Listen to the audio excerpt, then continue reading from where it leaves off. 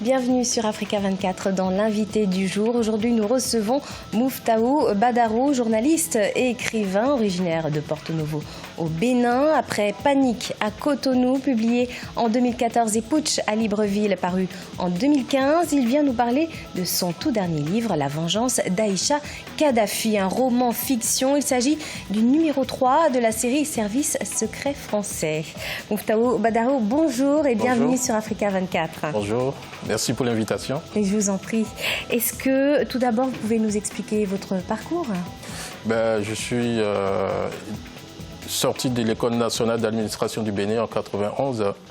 Ensuite, je suis parti au Gabon, à Africa numéro 1, à la radio Africa numéro 1. J'étais chef de la programmation là-bas.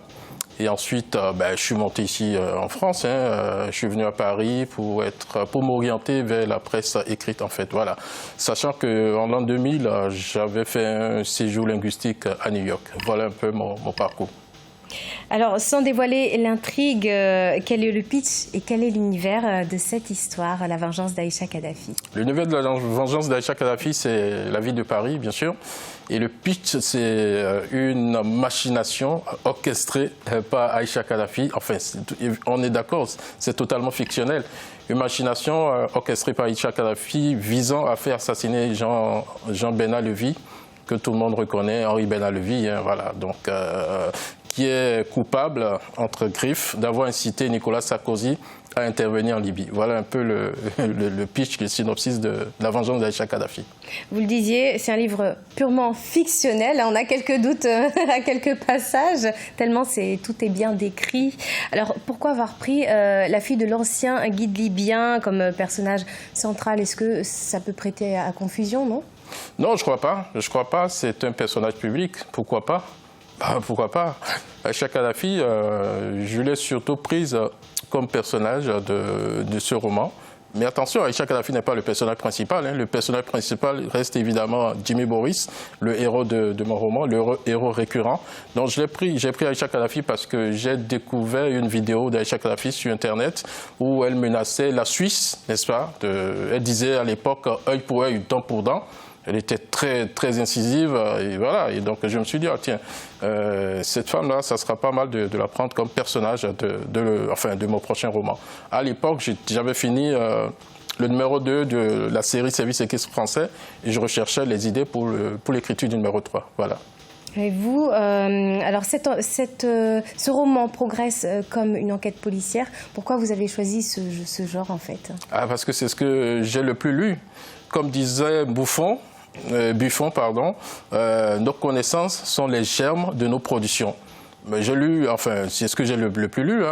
J'ai lu Gérard de Villiers, j'ai lu John Le Carré. Voilà, j'ai beaucoup lu les polars, les intrigues policières, les intrigues d'espionnage.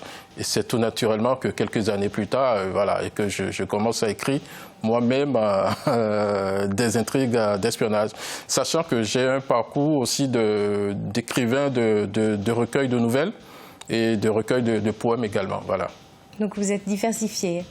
Tout à fait, tout à fait. Mais attention, maintenant, je suis complètement inscrit dans l'écriture de romans d'espionnage. J'ai plus le temps d'écrire des nouvelles et des poèmes, absolument.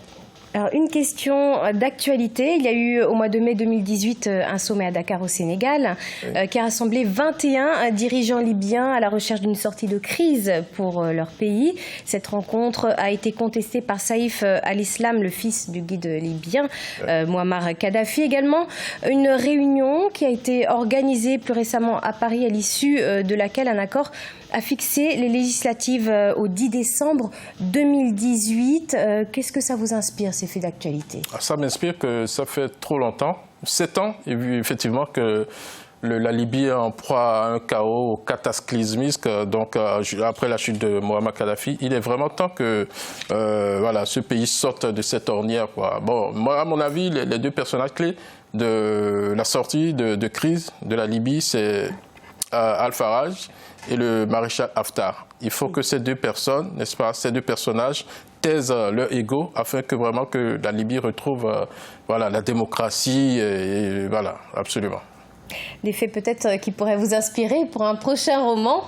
Pour un On ne sait prochain jamais. moment, oui, tout à fait. Mais ça sera peut-être le numéro 10 de la série Service équipe français, parce que le prochain numéro, déjà, ça se passe en France. Ça sera autour du président Macron. Je ne dévoile pas tout.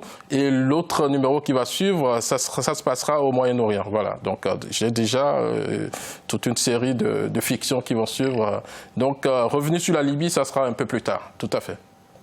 Merci beaucoup, Mouftahou Badaro, d'avoir répondu à nos questions. C'est moi qui vous remercie. Au revoir. Au revoir, merci. C'était notre invité du jour. Merci de nous avoir suivis. L'information continue sur Africa 24.